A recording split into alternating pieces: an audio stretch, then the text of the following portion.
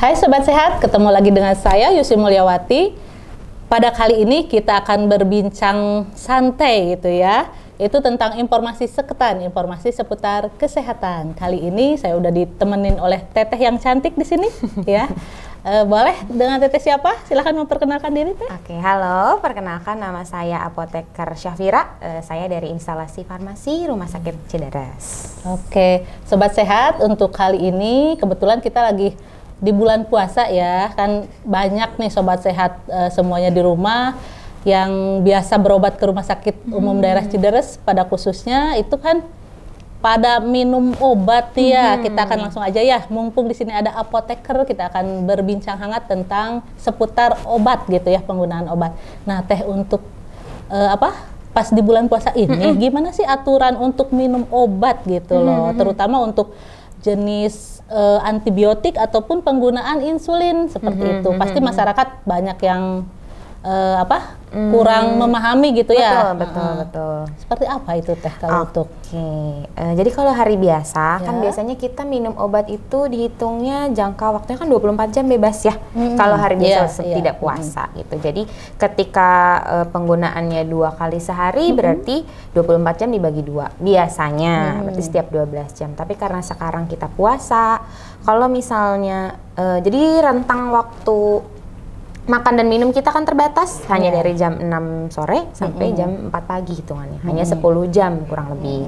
Jadi ketika biasanya rentang waktunya 24 itu dibagi frekuensi, mau 2 kali, mau 3 kali, itu sekarang pembaginya berubah. Jadi 10 jam dibagi 2 kali atau 3 kali. Kalau 2 kali berarti sahur dan buka. Kalau biasanya 2 kali itu setiap 12 jam, jam 7 pagi nanti dan jam 7 malam. Kalau sekarang karena puasa kita nggak bisa minum obat jam 7 pagi ya. Jadinya 2 kali itu saat sahur dan berbuka. Pas saat sahur ya. Kalau termasuk juga kalau antibiotik yang 3 kali sehari, misalnya amoksisilin itu kan dosisnya biasanya 3 kali sehari. Itu biasanya pagi, siang dan malam kan. Siang kan kita nggak boleh. Jadinya karena puasa tadi ya. Karena puasa, jadinya itu 10 jam antara waktu buka puasa dengan sahur, 10 jam dibagi 3. Jatuhnya nanti jam buka puasa jam 6.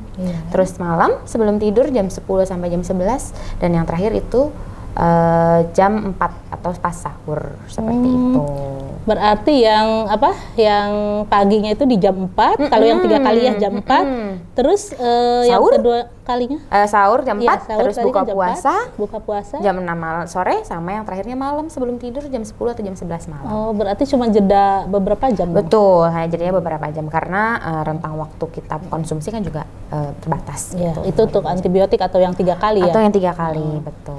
Nah, untuk penggunaan insulin sendiri nih, kan gini, sebenarnya untuk pasien yang sakit DM gitu ya, kan ada penggunaan insulin tuh ya, aman nggak sih sebenarnya mereka puasa, lalu gimana sih aturan untuk penggunaan insulinnya sendiri gitu? Jadi apakah kalau pas mau sahur atau pas saat mau buka sebelum makan atau pas siang juga gitu saat puasanya, seperti apa itu untuk? Iya, insulin kan masuknya obat rutin ya. Jadi meskipun pokoknya dia harus terusan dipakai, rutin harus terus dipakai karena dia fungsinya adalah mengatur gula darah. Nah, ketika biasanya 3 kali insulin itu aturannya 3 kali sehari setiap sebelum makan. Jadi syaratnya ketika sudah suntik insulin, terutama insulin namanya insulin prandial, itu yang 3 kali sehari itu dia harus makan. Setelah suntik syaratnya harus makan besar, mau puasa mau tidak. Jadi ketika puasa, karena biasanya suntik 3 kali, kalau 3 kali itu pagi siang malam biasanya, karena puasa siang kita tidak makan, syarat yang tadi harus langsung makan, karena siang kita nggak makan berarti nggak usah suntik. Nggak usah gitu. Itu berarti berapa menit atau setelah suntik langsung makan? Setelah suntik diusahakan maksimal 15 menit biasanya. 15 menit harus langsung masuk makanan. Jadi kalau insulin itu pas puasa dipakainya setiap sebelum makan aja, setiap sebelum makan sahur dan sebelum makan buka puasa. Jadi bukan pas buka puasa tapi pas makan sore, makan malam.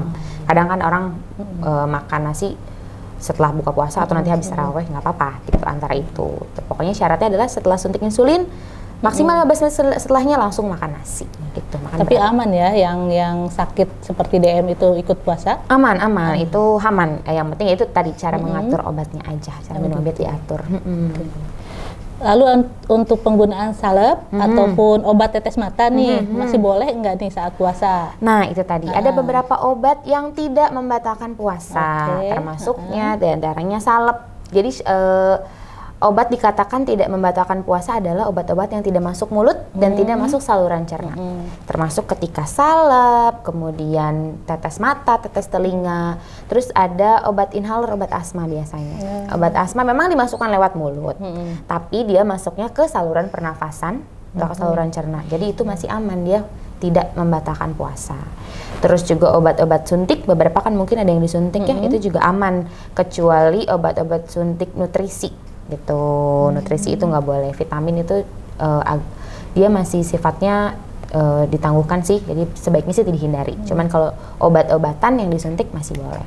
Habis itu ada beberapa lagi obat sublingual yang disimpan di bawah lidah. Biasanya pasien-pasien dari poliklinik jantung mendapatkan itu. Jika nyeri dada, simpan di bawah lidah. Nah, obat itu kalau sewaktu-waktu siang hari terasa nyeri dada, dipakai aja nggak masalah karena dia tidak akan membatalkan puasa gitu.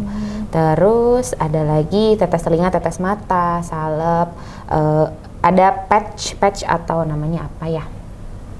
Koyo gitu, tapi isinya ada obatnya, Durogesik isinya, itu nggak membatalkan puasa gitu. Gitu sih. Oh iya, berarti kalau untuk obat-obatan seperti yang tadi disebutkannya, yang obat tetes mata, tapi kan kalau kita ditetes mata bukannya suka kerasa ya, agak pahit. Iya. Nah, kadang-kadang iya, cuman dia kan absorpsinya lewat mata. Sebenarnya dia nggak masuk ke pencernaan. Jadi masih dibolehkan gitu. Tidak membatalkan puasa. Yang obat ke hidung juga kan, yang kayak apa tuh, yang kalau ringitis gitu kan, ada obat tetes tuh. Hidung, itu gimana? Itu juga tidak ya. Karena dia tidak ke saluran cerna, dia ke saluran pernafasan gitu. Iya, berarti kecuali vitamin berarti ya, obat yang injek juga masih aman ya. Betul. Oke, seperti itu. Nah, kalau untuk teman-teman atau sobat sehat nih yang untuk di rumah gitu ya, kan ada nih kayak TBC gitu kan. TBC kan biasanya dari segi nutrisi juga kan harus diperhatikan. Terus gimana nih konsumsi obatnya, itu masih aman juga untuk bisa ikut puasa? Aman. Justru kalau TBC itu biasanya minum obatnya 1 kali sehari. Jadi biasanya pagi, itu masih sangat aman untuk puasa. Yang penting itu tadi, nutrisinya tetap harus dijaga. Puasa, sahur dan buka puasa nutrisinya tetap harus seimbang aja. Begitu juga yang emah ya? Betul, termasuk yang emah. Dia tetap aman puasa selama masih kuat, masih boleh. Sangat diperbolehkan puasa.